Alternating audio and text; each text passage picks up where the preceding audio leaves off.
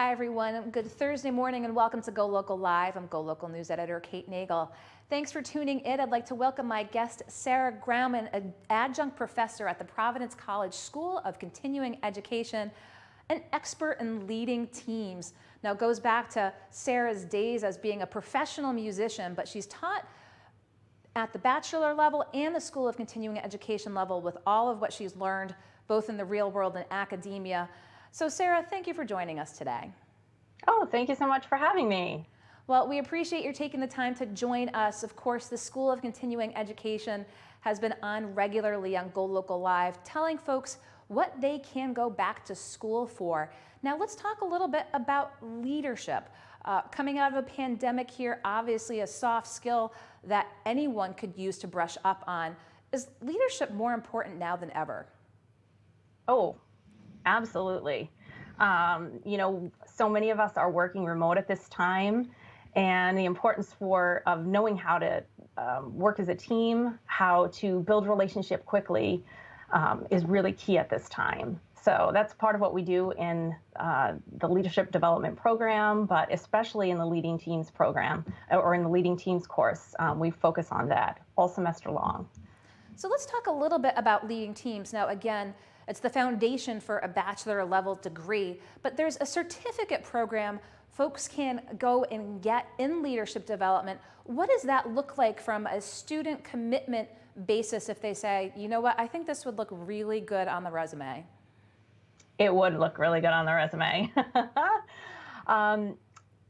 So what it looks like is that you're actually spending time considering who you're being in relationship with others and how that can impact your leadership. So what we do in this course is we learn to become effective members and leaders of a team, and we facilitate that through engaging students in a sort of a challenging, meaningful team experience over the course of a semester that we call the Self-Managed Team Initiative. So a lot of excitement there that I could tell you about. So what does that look like, a self-managed team initiative? So what happens is in the course of developing your leadership skills as a team, one of the key parts of that is trust. So we start out the semester by having the students come and having identified out of their lived experience what has been meaningful to them, what has been disruptive in their life, what has been something that they could build on in this course. So what they do is they identify a meaningful cause that comes out of their life experience. They reflect on it, they write about it, they come the first week, they share it. And this is when we start to build trust. Because although the students have, they know each other, right? They've gone through the program together, there's a cohort feel, and they come in and they say, this is going to be great. I know everybody, and it is going to be great. I know everybody. Oh, we're going to have a great experience as a team. But what they don't realize is that they know each other, but that's not the same as having the deep trust that's the foundation of teaming. So we sort of start building trust by having the students share out of their lived experience what has formed them. And out of that, they select a meaningful cause. They sort of get paired up in groups based on what their meaningful causes are. Okay. And so out of that, they end up working through the rest of the semester to raise money for whatever their meaningful cause is. Oh, fantastic. So starting with trust and then being able to give back at the same time. Yes. And trust, as we know, you have foundational principles, 5 that you go through the course with. And as you mentioned, trust is the first one. Yes. The next one, very interesting, healthy conflict. Yes.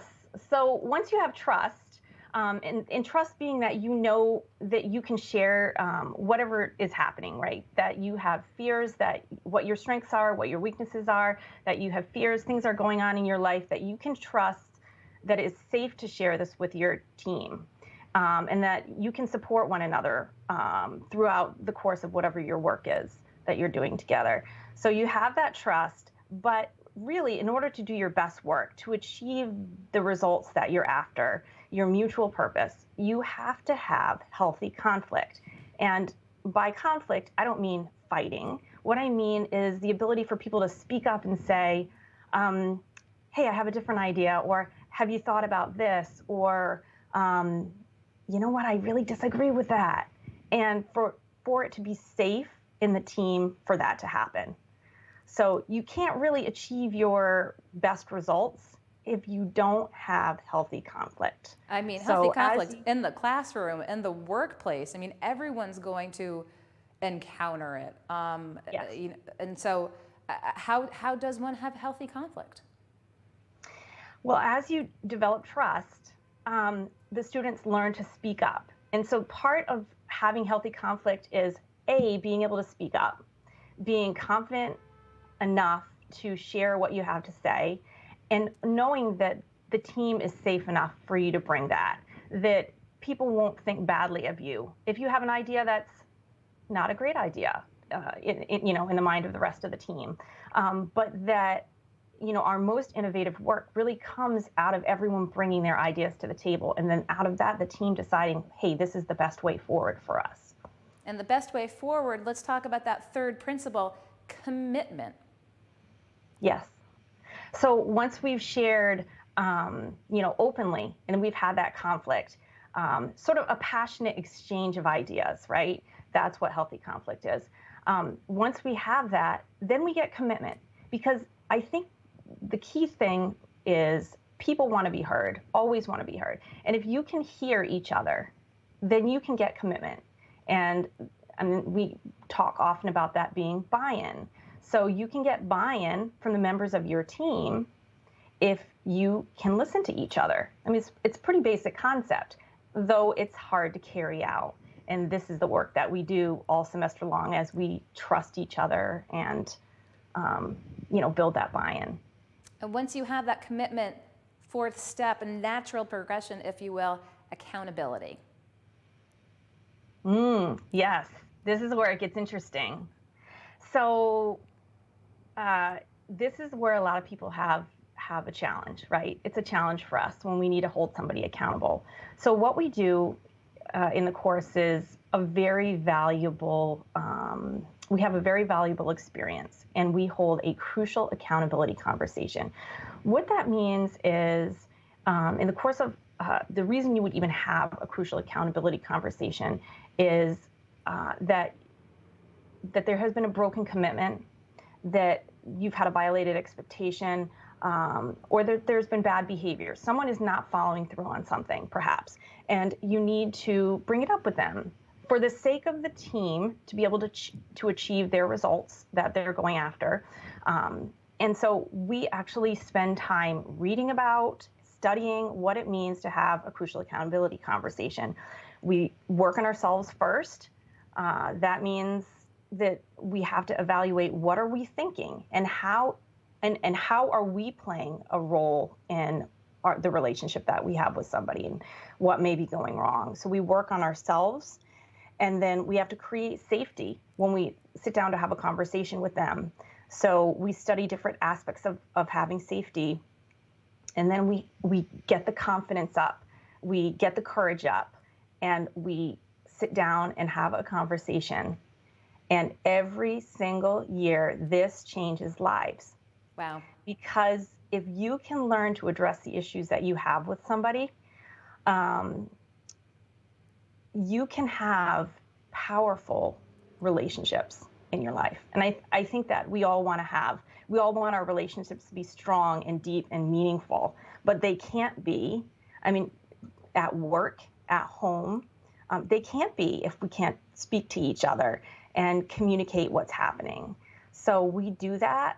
And I always say to the students that growth, if you can just push through the fact that this is hard to do the first time, that growth is on the other side. And if you can do this a few times, it's like developing a muscle. And ease is on the other side of doing this a few times. And after a while, you can have conversations with your family members and your team members, your direct reports, your boss, and it's not quite as hard as it used to be. So when you talk about an applicable life skill both in the classroom and out, and of course all of this leadership development culminates in results. Yes. So this semester, I have to brag on my current class for a second because they have done all this work. They have worked on building trust. They have worked on, having healthy conflict, committing, every single member committing, buying in, holding one another accountable, which they actually do during the course of the semester, and then the results. And the results are the work that they did when they partnered with a local service organization, and which they identified by, their meaningful cause.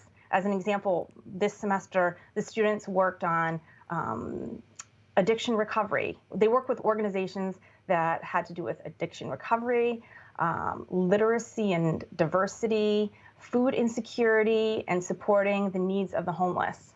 Wow. So in doing that, they really connected their life story with a need that exists right now in our own community. And in the course of doing that, how is this for results? They raised $20,000 this year. Fantastic. In one semester, one class of students raised $20,000 for our community. So that is what happens when a team does the intentional work of developing who they are as they work together. You can achieve results like that. Well, fantastic. And as you talk through this, you think leadership development, that maybe you're thinking, oh, well, I'm not looking to be a CEO, or I'm not looking to lead a fire battalion. But really, leadership development is leadership within a group setting. So it's not like, again, you're going to go lead an organization, if you will, but you can lead from within. Absolutely. Leadership starts in each of us. So we work on self-leadership as a key component of our leadership development program. So this is a transformational leadership program where we change who we are, that we're always evaluating who are we and who do we want to become. And then once you have that kind of reflection, you can consciously move toward who you want to become. And who that is also in relationship to you, who I am to you.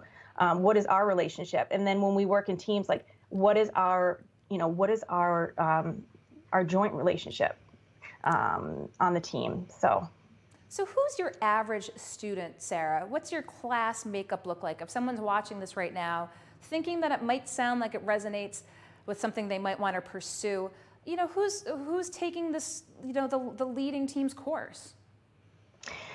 Well, it really runs the gamut, which I love.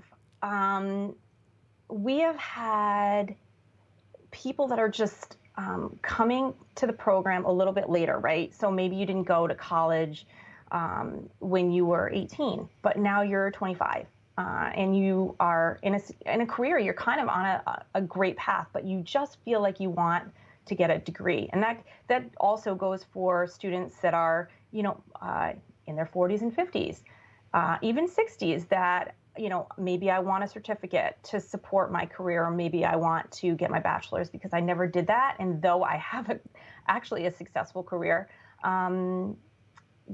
it's just something I've always wanted to do. So I think the beauty of this, especially in our program in SCE, is that the experience that someone younger has versus someone older, they really get to share that. And so oftentimes there's this mentoring that goes back and forth between the younger students and the older students, which is fantastic. And we had that this semester.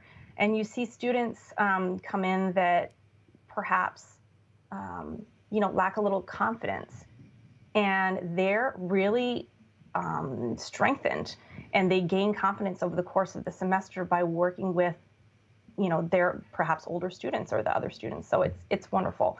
But I would say there's not a single person that could not benefit from this program, whether you work full time, regardless of what you do, we can all stand to learn how to lead ourselves. And so that really is a key component of this. And as far as the teams component, we're all on teams, right? Even our family is a team. Yeah. Families are teams. Our work, our reports are teams. So there's teams everywhere we go, and we need we need results everywhere we go. So, as you said, could apply to a wide array of people interested in their leadership development. Well, Sarah Graumann, very much appreciate your taking the time to Skype in here to tell us about leading teams at the Providence College School of Continuing Education. So Sarah, thank you for joining us, and thank you for watching today. We'll be back with more live in just a little bit.